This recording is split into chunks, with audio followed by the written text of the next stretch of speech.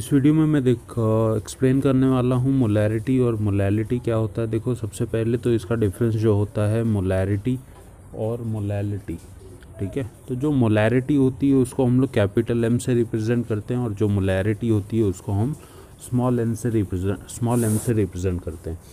अब बेसिकली करना क्या है, देखो दोनों कॉन्सेंट्रेशन टर्म है, ठीक है। कॉन्सेंट्रेशन को रिप्रेजेंट करती हैं बेसिकली सॉल्यूशंस, जो भी सॉल्यूशंस हमारे पास बनते हैं उनको रिप्रेजेंट करने का एक टर्म होता है मोलैरिटी एंड मोलैलिटी। तो अगर मैं इसके फॉर्मूले की बात करूँ तो देखो मोलैरिटी इज इक्वल टू क्या होता है, number of moles of solute upon, ठीक है। अब number of moles of solute हमको पता है कि हम लोग सॉल्यूट कैसे निकालते हैं, upon volume of solution in litre, ठीक है।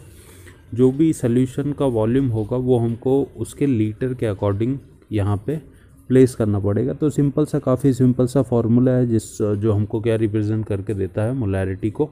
अब यहाँ से देखो बहुत सारे टर्म को मैं कैलकुलेट कर सकता हूँ, जैसे मोल्स है सॉल्यूट का, या मोलार मास है, या उसका वेट है, ठीक है।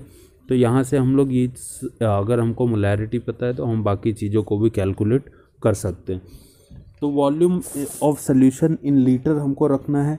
अब देखो अगर इसको मैं थोड़ा सा और एक्सप्लेन करूँ तो नंबर ऑफ मोल्स को हम लोग क्या लिखते हैं, मास अपॉन मोलार मास। तो इसको मैं ऐसे भी लिख सकता हूँ, मास ऑफ सॉल्यूट इन केजी, और अपॉन क्या लिख ले इसको, mass of molar mass of solute. ये तो बात वही हो गई कि घूम फिर के ये क्या हो गया, हमारे पास मोल्स ही आ गया, ठीक है। तो और ये इनटू में आ जाएगा वॉल्यूम ऑफ सॉल्यूशन लीटर। अब इसका मतलब तो क्या हुआ, ये मोल्स हो गए और यहाँ पे हम लोग क्या लिख देंगे, volume of solution in litre.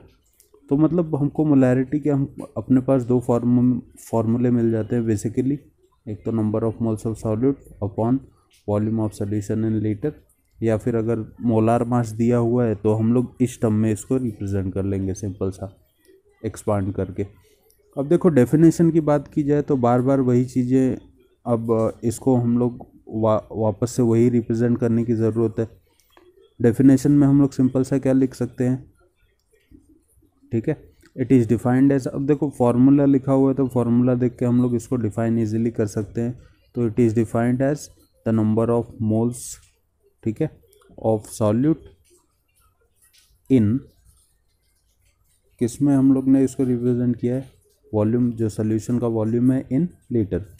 तो it is defined as the number of moles of solute present in 1 litre of solution, ठीक है। तो ये सिंपल सा हमारे पास मोलैरिटी की डेफिनेशन हो जाती है। अब अगर हम लोग मोलैलिटी की बात करें तो जैसा मैंने स्टार्टिंग में बोला था कि इसको हम लोग कैसे रिप्रेजेंट करेंगे, देखो स्मॉल एम से रिप्रेजेंट कर रहे हैं इसको। अब देखो चीज़ें वही हैं, खाली वहाँ पे हम लोग ने वॉल्यूम की बात किया, मतलब वहाँ पे हमारे पास कोई सोल्यूशन था जो लिक्विड था। यहाँ पे जो भी चीज़ें हैं, जो भी टर्म्स हैं वो सॉलिड के फॉर्म में होंगे, तो हम उसको केजी में रिप्रेजेंट करते हैं। तो मोल्स ऑफ सॉलिड तो ऊपर का सेम रहेगा, बट नीचे जो मास ऑफ सोल्यूशन हो जाएगा वो तुम्हारा किस में आ जाएगा, यहाँ पे केजी में आ जाता है, मास ऑफ सॉल्वेंट इन केजी। वहाँ पे हम लोग सोल्यूशन, ओवरऑल सोल्यूशन की बात कर रहे थे, बट यहाँ पे हम लोग सिर्फ किसकी बात करेंगे, सॉल्वेंट की बात कर रहे हैं, राइट है। तो सिर्फ यहाँ पे किसकी बात हो रही है, सॉल्वेंट की, वो भी हमको किस में रिप्रेजेंट करना है, केजी में इसको रिप्रेजेंट करना।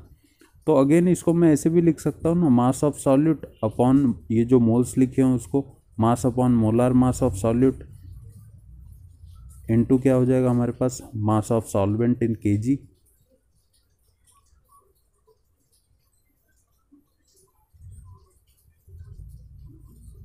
ठीक है।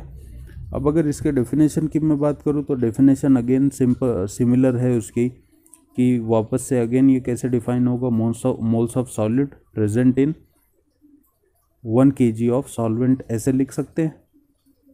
तो देखो सिंपल सी डेफिनेशन बन जाती है, it is defined as the number of moles of solute present in 1 kg of solvent. तो ये मोलैरिटी और मोलैलिटी के हमारे पास डेफिनेशंस हो जाते हैं। तो काफ़ी इजी हैं दोनों भी।